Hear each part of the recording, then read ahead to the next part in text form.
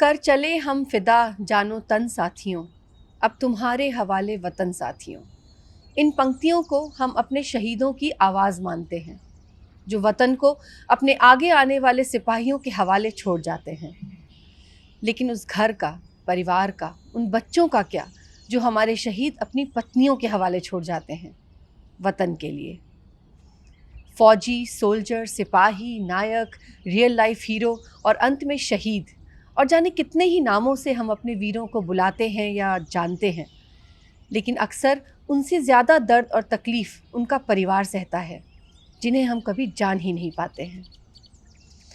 उनका सैक्रिफाइस हमारे ऊपर सदा के लिए कभी ना उतरने वाला कर्ज चढ़ा देता है। तो आइए आज हम आपको मिलवाते हैं ऐसे ही एक शहीद की पत्नी से, जिन्होंने अपने पति को युद्ध में जाने से कभी नहीं रोका, और जैसा उनका कहना है वो रोकती भी कैसे। शर्मिला जी, आपका बचपन कैसा रहा? स्कूल गई थी, 5-7 क्लास गई थी, 5 ही क्लास गई थी। जब गांव में इतने ही पढ़ाते थे बेटियों को, बस माता पिता तो पढ़ाना चाह रहा था, बोलो और पढ़ ले, पर जब थोड़ा खेल कूद पे भी ध्यान ज़्यादा था। अभी तो इतना खेल कूद है भी नहीं। पहले तो ये खेला करता, गट्टा पाई खेला करता, गुड़ियाँ खेला करता, ये खेला करता जब बचपन में। आपकी शादी कब हुई थी? 75 का जन्म है मेरा, 1975 का 17 सितंबर, और शादी हुई थी मेरी 91 में 26 मई को।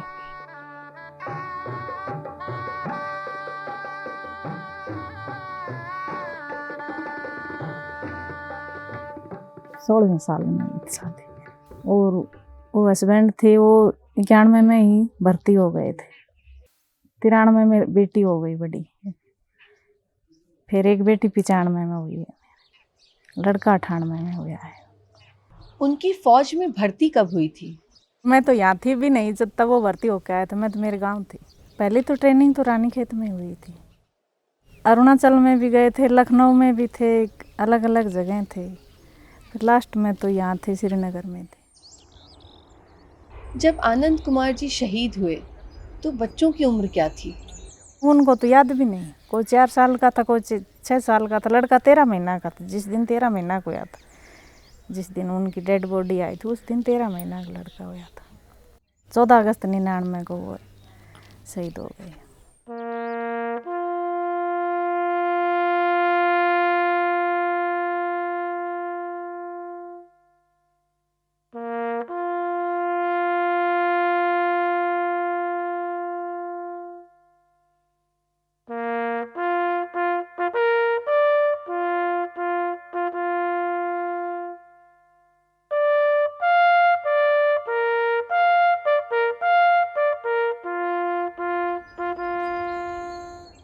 कारगिल वॉर के समय वो कहाँ पर पोस्टेड थे? पर वो लड़ाई के टाइम तो यहाँ छुट्टी पे थे, बाद में गए थे। फिर वो उसके कारगिल वाले में नहीं था, वो थोड़ी ऑपरेशन विजय में नहीं था, वो ऑपरेशन रक्षक में थे। वो 16 कमाऊ यूनिट थी और 13 आरआर में गए हुए थे। आरआर में जाना पड़ता है ना, तो आरआर में थे वो, 13 आरआर में। उनकी गोली लगी ड्यूटी के दौरान। आपने रोका नहीं? नहीं जी, देखो जाना तो पड़ता है देश के लिए, तो है? रोकती कैसे? लड़ाई के लिए तो देखो सेना भर्ती कर फौज को, तो रोकती कैसे? ड्यूटी पे तो जाना ही था। मन तो था, पर ये वाई बात से रोकती कैसे? आनंद जी की शहादत की खबर आपको कैसे मिली? महेंद्रगढ़ पुलिस चौकी में फ़ोन आया था, वो वहाँ सरपंच के घर आया था। मेरा जेठ लगता है, वो रात में ही मेरे को लेने गया था। जब बाहर ने सोते तो वहीं ने जगाए वो जेठ ने, फलाना का मान ले। जो उनने आए के बताई कि गाँव से आ रहा है कोई, तब थोड़ा तो घबरा, ये रात ने क्यों आ रहा है। फिर हमने तब तो वहाँ हमें तो नहीं बताई। घर से आए थे, फिर मान ले हमारी माँ जी थी, ननद थी और थी, वो बोली ठीक है। उनको भी नहीं पता था तभी, उनको पता नहीं, तो बाद में ही पता चला है। वो माँ जी बोली मैं बीमार हूँ इसलिए ले आए होंगे तुमने आपको। मेरे को तो सुबह 7-8 बजे पता चला था। वो गांव की समाज वो बॉडी आना से पहले बोल रहा था कि आप रोना मत, चुपचाप देखना, रोना तो बाद में, पहले आप शांति से देख लेना। और वो इतना टच भी नहीं करने देते थे गांव के लोग, मान लो साथ में भी थे सभी, अकेली थोड़ी थी। आंसू तो जी निकल रहे थे। खबर सुनकर आपको घबराहट नहीं हुई? घबराहट तो जी हुई थी जी, धरती आसमान एक हो जैसे, पैरा तड़ा की जमीन खिसक जाए से जी। कभी सोची भी नहीं थी कि ये दिन भी देखना पड़ेगा। अगर मान ले अभी भी सोच लेती हूँ तो पूरी रात नींद नहीं आती। सबसे पहले किसका ख्याल आया? बच्चों का ही आया कि बच्चों को भी छोड़ गए, मामी हमें ही छोड़ गए, परिवार को सभी को। उनके जाने से आपके जीवन में क्या बदला? सब कुछ ही चेंज हो जाता है लाइफ में, तो सिर पे पूरा बोझ आ जाता है। फिर अपने बच्चे स्कूल में भी बाद में ही डाल लेते, पढ़ाई भी, बड़ी बेटी भी पढ़ाई, उससे छोटी भी पढ़ाई, बेटा भी पढ़ाया, खेती भी करी, अभी भी कर रही हूँ, भैंस भी रख रही हूँ, अभी मेरे पास भैंस भी है। कौन कौन सामने आया था मदद करने के लिए? देखो मैं तो इतनी किसी से मदद लाई नहीं। मैं अपनी ज़िंदगी में खुद संघर्ष कराया। मैं दुखी पाली पर मैं किसी को परेशान नहीं किया। मैं खुद अपना मान ले बलबूते पे चली और अपने बच्चे मान ले पढ़ाए, अच्छी शिक्षा दी, मान ले सभी को भी, मान ले मैं यही कहा कि जो हमारी किस्मत में था वो हो गया।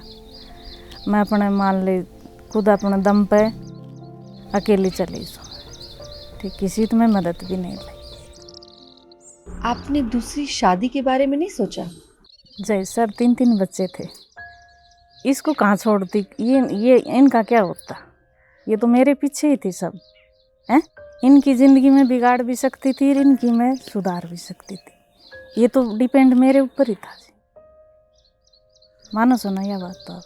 हाँ, तो मैं तो अपनी ज़िंदगी सोच के चली कि यही लक्ष्य से, अभी वो तो चला गया, पर ये बच्चे तेरे ऊपर ही हैं।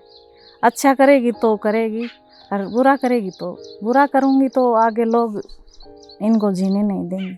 अगर वो जिंदा होते तो आपकी लाइफ में क्या अंतर होता?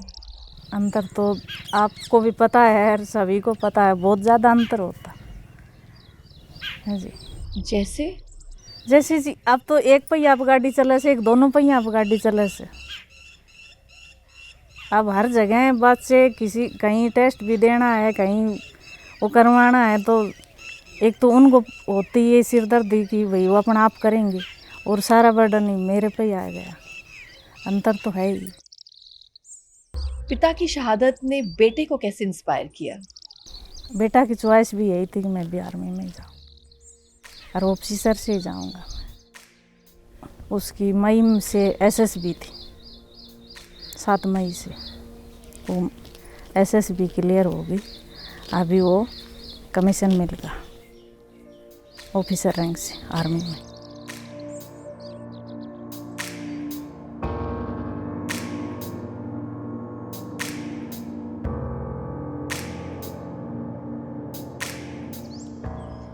तो हमने देखा कि युद्ध में जिंदगी खत्म होने के बाद भी कहानी खत्म नहीं होती और वो आगे चलती रहती है।